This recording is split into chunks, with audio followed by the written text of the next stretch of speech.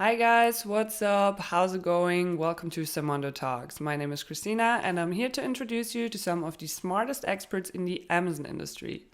If you've already subscribed to our channel, good job. If you're new to our channel and you'd like to get some industry insights, here's some interesting stories about entrepreneurship, and want to learn some useful hacks that you can apply to your own Amazon business, make sure you subscribe to our channel now and hit that notification bell so you will never miss another episode again. My guest for you today is Danny Carlson, founder of Kenji ROI and the host of the Actualized Freedom podcast. Let's say hi to him and see what he tells us.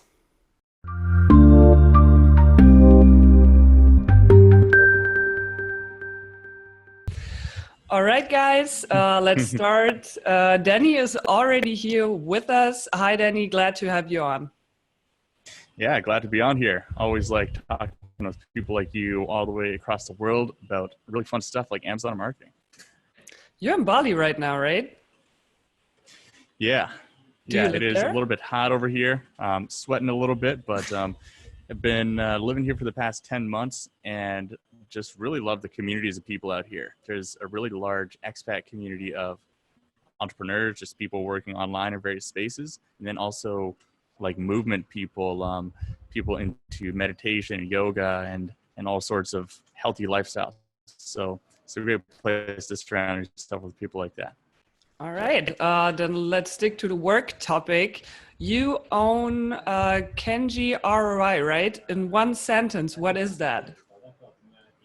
So Kenji ROI is an agency that serves brand selling on Amazon with listing creation and optimization services and Amazon ads. So we create literally everything on an Amazon listing, from the product photography with models and graphics and all that, to the copywriting and keywords just optimized for Amazon SEO, show up high in the search results.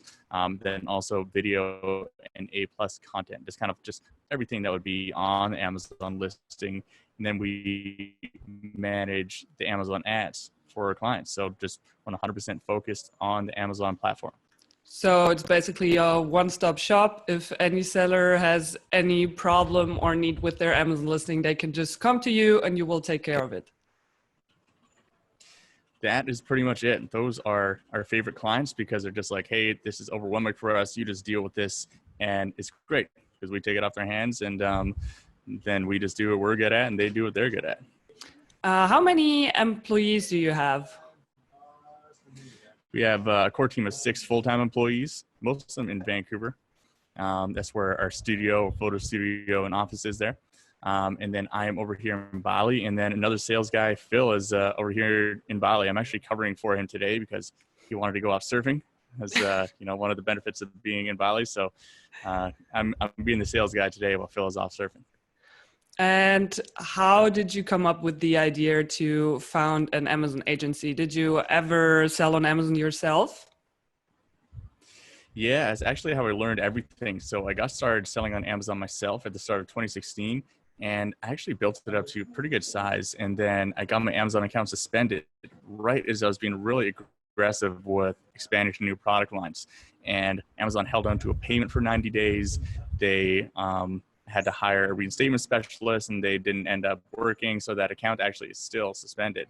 I did manage to get a new account, but during that process just made me already had been doing a little bit of freelancing for some friends brands and just people I had in my network.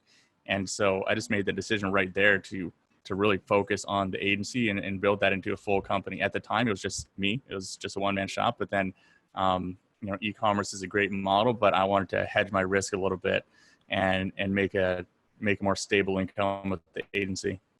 All right. In general, what do you think makes a good agency?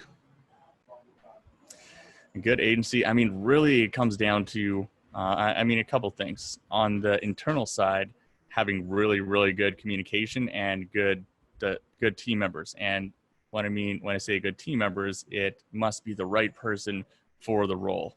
Those are the biggest mistakes I've made in this business for sure. It's just hiring the wrong person for the wrong role, or like someone that, I like them as a person, they're really great, but they just should not be working a certain role. Maybe they should be working a different role in the company.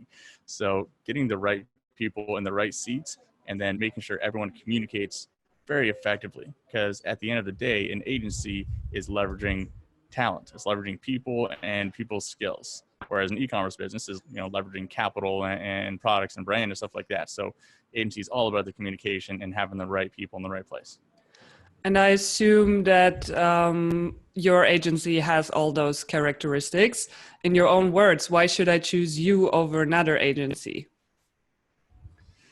Because we are one of the only companies that I know of that is focused only on Amazon listing optimization. So most of our competitors, they tack on Amazon listing creation and optimization kind of as just like, hey, we might as well do this. It's not their main focus. This is all Kenji ROI's team does all day, every day. Is, you know, every day we're talking about it, we're creating content about it, we're actually doing the work for our clients. And in my opinion, this has allowed us to create some of the best processes out there. And you know, you can take my word for it, or I'm actually about to release a massive blog post and YouTube video. YouTube video is going to be like an hour long on our exact process for keyword research. That is just way above and beyond what most people are doing. I know that. So it's just allowed us to iterate and create better processes than a lot of companies out there. And do you work with clients from all over the world? I mean, I see that you guys are international. You're like split up all over the world. Are you clients also from anywhere? Yeah, I mean, the majority of them are from the United States, but you know, the interesting thing about the Amazon business model is that people from so many different countries, they sell into the United States, yeah, even though they're living in other countries. So surprisingly to me, a decent amount of our clients, maybe 8 to 15% of our clients are actually from Vietnam, which is, I totally did not see that coming, but we just somehow got some inroads into like the Vietnamese Amazon seller route. And they all just sell into the United States. But, and we have one client from South Africa, all over Europe. So it really is international. Well, that's really surprising. I wouldn't have thought that either.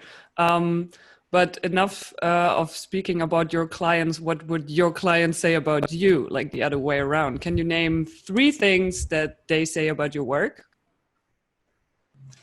A lot of people, probably the biggest comment that we get is that they were just really impressed with the delivery. So our delivery includes obviously whatever work we're doing for them, the photos and the listing and everything like that. But we always include a bunch of extra insights. So we have to do a lot of research and gather a lot of data to create the listings. And so we include that in a very, you know, a nice packageable format that is going to give some good insights to the business owner as well. And we always create a little video that just outlines, you know, the reasoning for why we did everything and just explains kind of what went into everything to you. So just trying to over deliver is probably the biggest comment that we get, is like, oh, wow, like you guys really have thrown it on here. Awesome. And how does the process of working with you look like from start till the end? Like, do they just send over their listing and say, please guys, just do it, just optimize? And what would be the next steps? Yeah, so there's kind of 2 types of clients we work with. One of them just completely wants it off their hands. They're like, hey, I just need listings and photos, and you guys are the experts, so you handle it. And they give us very little guidance. And that's great. Our team is very good at doing that. And then there's also the clients that they want a lot more control. So we have an intake form where people can be as detailed or as not detailed as they want. Or right after someone would go through, you know, checkout process, then they're redirected to this you know, pretty detailed form. And the people that want to be detailed, they give us like very specific instructions. Hey, I want a couple images like this, and I, you know, want to optimize for these keywords and everything like that. And then the team really goes at it, and it's all within our client dashboard too. So the clients, they communicate with us straight through this dashboard and also see the progress of the order, and then can reorder other things if they want as well. So it's all just within there. And 15 business days after we receive the client sample at our office, then any photo or video work is complete. So we do need a sample, obviously, to shoot real photographs and everything like that. And copywriting, we don't actually need the sample. We just need to know the information about the product and preferences and everything like that. All right. I assume that you worked with a lot of clients already. So you have a lot of experience, you heard a lot of stories. I think you've seen a lot of not so good listings, to say it in a nice way. In your opinion, what's the biggest mistakes that Amazon sellers make when it comes to listing creation optimization? The biggest mistake. There's a lot of them. Let me just think about that one for a second. I would say the number one biggest mistake is not putting enough emphasis on the product photography, and very specifically the main image. Having a pretty good main image is the one thing that is going to have the biggest effect on your listing negatively. So just think about this for a second. If you can increase the click-through rate of your main image by even 2%, which is a very reasonable thing to do. Often we'll see increases of more than 10% on a really good image from like a crappier one. If you can increase that by just 2% though, even, that can be hundreds, if not thousands of extra visitors to your listing that can potentially buy. And as long as you have a fairly good conversion rate, your reviews are somewhat reasonable, and you have good photos, and your listing copywriting is not totally out to lunch, that's going to result in a lot more sales, right? And it's just a feedback loop. So that's the number one biggest lever, is just really focusing on creating a very, very compelling main image. And don't just do what you think is going to be the best and leave it at that. Actually test it. There's a great service out there called PickFu, where you can, go get a graphic designer to create you, let's say, 5 different variations of the image, and then you can pay, I think it's like $50 or something like that, for a bunch of Amazon shoppers to actually vote on which one, hey, this one is the one I would click on. And if you can do that for $50, that's something that can make you hundreds of extra dollars, or thousands of dollars over the long term, or if you have a really good product. So absolutely focusing on that main image is super important. Can you give me maybe 1 or 2 more mistakes? Yeah. The second mistake that this maybe is even more common, is using really, really small text or too much text on graphic design images and not really optimizing it for the platform. So you want your images in most categories to be optimized square. And this in your category. If you look on desktop, you'll see a square thumbnail for your images on the left there. If yours is not supposed to be optimized for that, then it'll be vertical. It'll show up like the size of a phone screen. In that case, you want to optimize it 2-to-1 ratio vertically. But what most sellers do is they make their text very, very small on there, and to the point where it's almost impossible to read it on a desktop screen without zooming into it. But then think about what happens on mobile. A lot of shoppers, they're shopping on their phone. I know personally, I live in Bali now, but back when I was in Canada shopping on Amazon, I would do it late at night, and I would think about something I got to buy, and I pull up my phone and I go buy it, right? But most of the text that I see on Amazon sellers' images is completely not readable on a small mobile screen. And it's actually a big pain in the ass to really zoom in on it. You have to go to the images, you have to click, and then it's going to fill out part of the screen, and it's going to be filling up your full screen, and then you got to pinch again to zoom in. Most people are just not going to do that, right? They're too lazy. So making a smaller amount of text, yeah. I mean, at the end of the day, Amazon is a comparison shopping platform, and on every single Amazon listing is at least 2 dozen of your competitors' products that are showing up in related products or sponsored items related to this product. And Amazon wants the customer to click off to something they're more likely to buy. So if your listing is not compelling enough to hold them on the listing, then people are gone in a second, right? All right. You know as well as I do that Amazon changes its guidelines like all the time regarding the length of certain text parts or the title or whatever, or image requirements. How do you stay up to date with all this? So luckily at this point, we have a lot of different clients that we work with. And usually whenever anything happens, we will have one of them reach out and just like ask, like, hey, I got this email from Amazon. What does this mean, or something? Or like, hey, this image didn't get approved. What's going on here? So luckily we just kind of have enough people that we work with that those things just trickle straight to us. And then from that point, I'll spend a little bit of time in Facebook groups and see what people are saying about it and everything like that. It would be nice if Amazon was a little bit more transparent about all these changes. They usually just change something, and us as sellers just have to figure it out and kind of decipher what's going on. But yeah, it is important for sure to stay updated on all of this stuff. All right. Then we're already at the juicy part. Now it's about you. Why did you decide to become self-employed and not work for someone else? Yeah, so I kind of got thrust into it actually by a near-death experience that really What? pushed me to do it.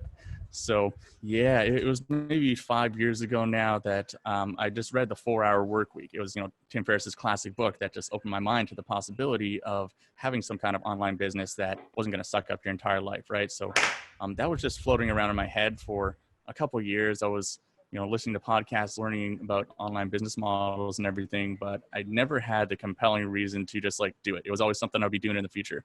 But then at the very start of 2016, I was traveling in the Philippines, competing in a downhill skateboarding race. So this is, four guys on large skateboards going down the hill at 60 to 110 kilometers an hour. And it was supposed to be a closed road race.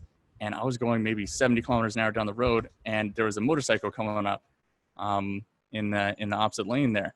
And this is the Philippines, right? They don't close the road so well. And I literally missed a head-on collision with this motorcycle by 2 inches. I got it all on video. You guys can see a picture of that actually on dannycarlson.co on the About page. And it was a pretty crazy moment. I had a lot of, big crashes and really crazy things happen to me. Obviously, I've been into extreme sports my entire life, but that was just like, that really forced me to look at, did I like the direction my life was going? Did I like where I would be 5 years from now if I just kept doing what I was doing? And the answer was, heck no, I gotta start this business that I've been thinking about and actually go for it. So just started off in the Amazon world, just literally the second I got back to Canada and went into it. So first of all, I want to say I'm very sorry that this happened to you, but I also think it's great that you just took this experience and turned it into something positive. I mean, look what you are now. I mean, you're in Bali, you go surfing, you own a company, you're the host of a podcast. So it's a good thing you did with that experience. What excites you most about working in the Amazon industry? I mean, you could have worked like anywhere, basically. Yeah, what is very interesting to me is the scalability of this entire business model and just like seeing. So, I mean, obviously it doesn't happen to everyone, but I've met so many different people that have within the span of 1 or 2 years completely redefined like what they can do with the business, right? And like people who it's literally their first business too, whether that is people like me with an agency who I didn't know anything about Amazon even like 4 years ago.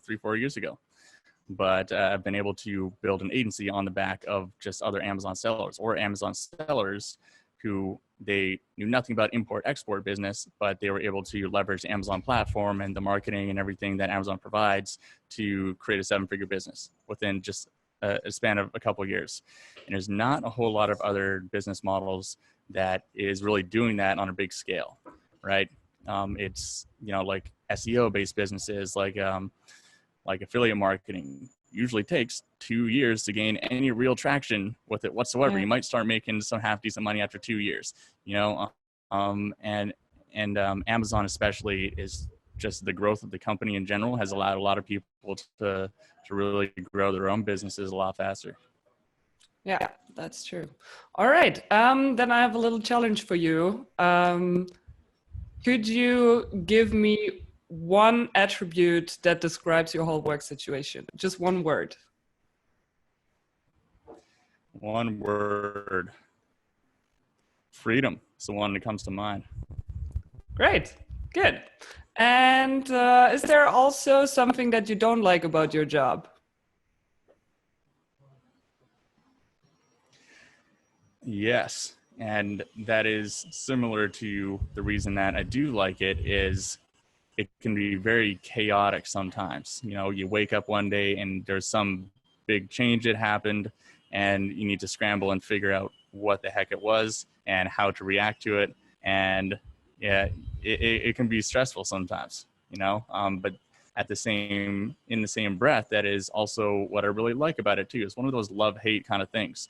I'm a big adrenaline junkie. I love doing extreme sports, and the excitement of things going not the way you want them to in business is a very love-hate kind of relationship. All right, now I gotta know, which kind of sports do you pursue? Well, growing up, I did lots of downhill skiing. Like my favorite thing was just finding cliffs and going off cliffs and jumps. And I did downhill mountain biking. I one day got a picture of the day on pinkbike.com for jumping over my friend's truck on my bike. That was really fun. But these days, I really like riding motorcycles. So I have a sports motorcycle, and I once every couple of weeks, I'll just put on the leathers and go up to the Windy Mountain volcanoes up here in Bali and try to drag my knee on the ground around the corners. It's really fun. To me, that sounds insane, but I'm happy when you're happy. What is a skill or characteristic that you wish you had, but you don't have right now? Wish I had, but I don't have right now. Oh, patience, more patience.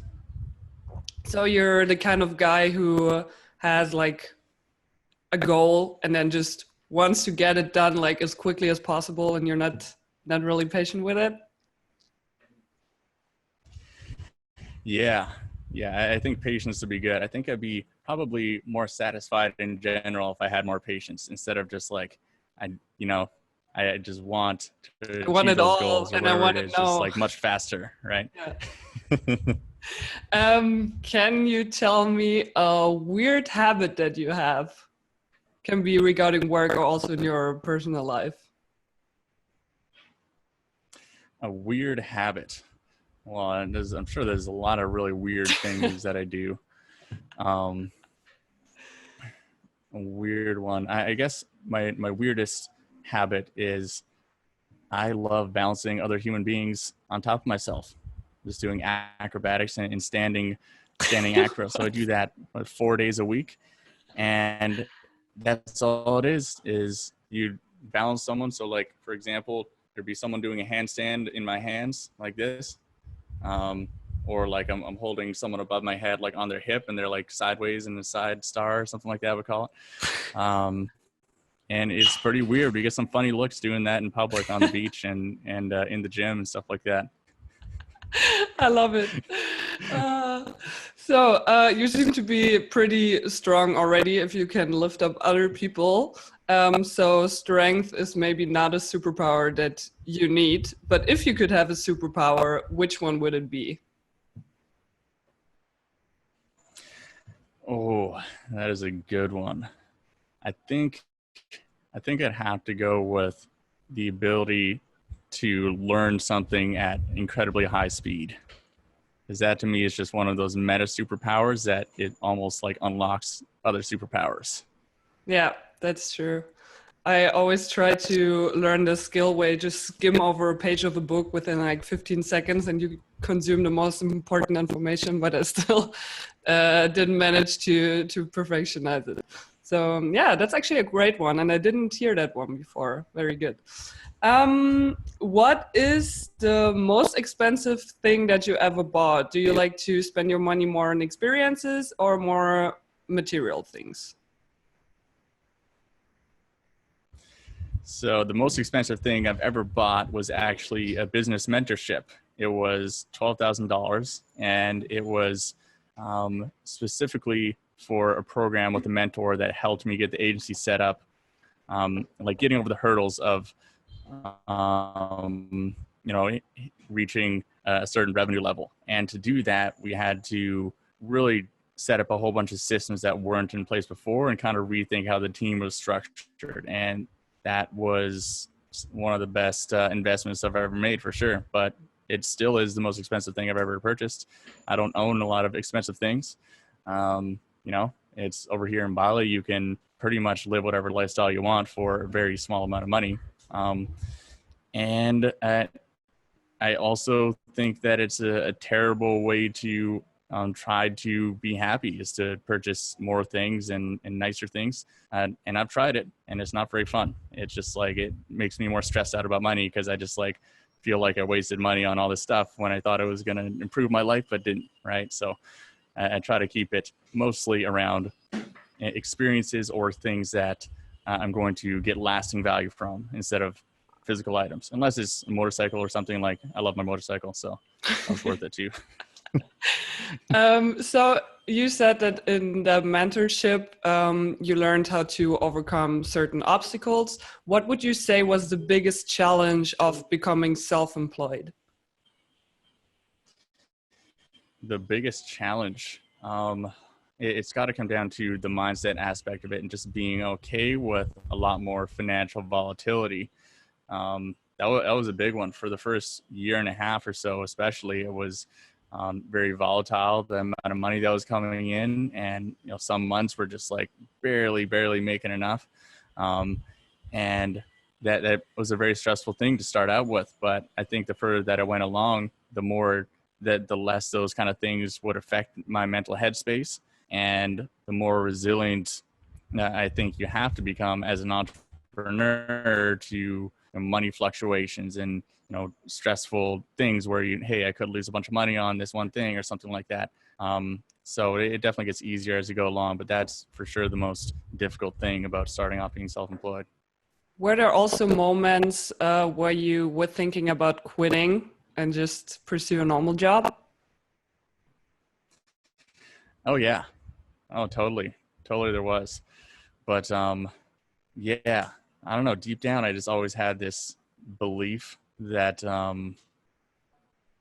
was just going to do whatever it takes to. And, there were some pretty extreme situations where, I literally didn't know how I was going to pay my rent, but I just like use that to fuel just working harder for that period, and just like really make it happen. There's literally times where I was working 13, 14 hours in a day for periods of a week or a couple of weeks just to make it happen. But it's, paid off, luckily. It's good to see you happy and successful right now. I think every entrepreneur has experienced that, especially a lot of Amazon sellers that start out. You have to give a lot of investment up front, and then of course you hope that it works out. But it's just never predictable.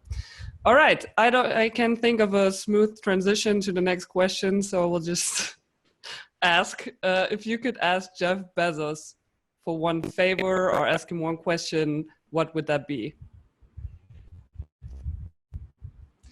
For one favor, the favor I'd ask him is give me access to Amazon's back end ranking algorithm data. I'd be like, just, all right, give me the login details and show me all of this ranking keyword data.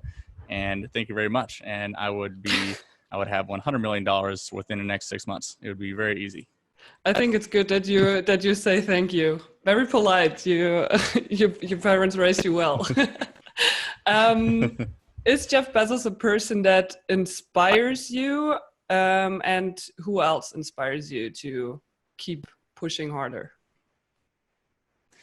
I mean, I think it's inspiring what he has done, but I am not inspired by Jeff in the sense that I would like to be Jeff, if that makes sense. It's, it's quite incredible that he's built one of the most impressive companies in the world at the moment, for sure. But someone that does inspire me, I'm much more inspired by people who have built really successful businesses that also have very good lifestyles. So like a friend of mine, actually, I'm inspired by my buddy Eric. He was on my podcast a little while ago, the Actualized Freedom podcast. But he has an Amazon business that does between $2 and $3 million a year, and he barely does any freaking work. He's just always traveling around to either business events or just traveling just for fun and partying all the time. And I've spent a good chunk of time with him and just seeing exactly how little he actually works and how successful his business is actually being. Like, it's still growing quite well. He's actually doing all of the smart things. He's making the smart moves, and he hires the right people to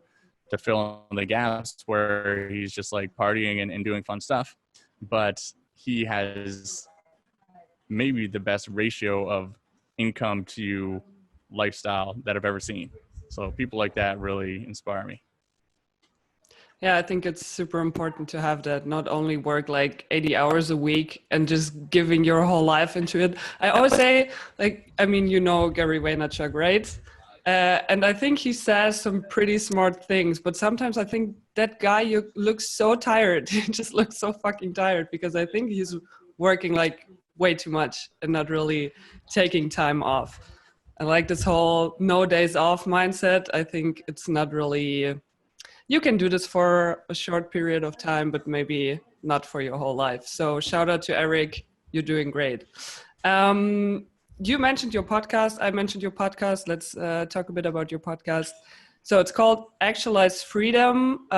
What exactly are your topics there? Who are your guests? So Actualized Freedom is all about Amazon FBA, and most of our guests are either successful Amazon sellers themselves that mostly at the 8-figure level, some of them at multiple 7-figure levels. So they've obviously figured something out, or they are domain experts in something very specific about Amazon. So like we had on Michelle Smith, who was an expert on running Facebook ads funnels specifically for Amazon, or we have on people who own Amazon software companies that have some unique data that they can, they have a large amount of data from a whole bunch of sellers.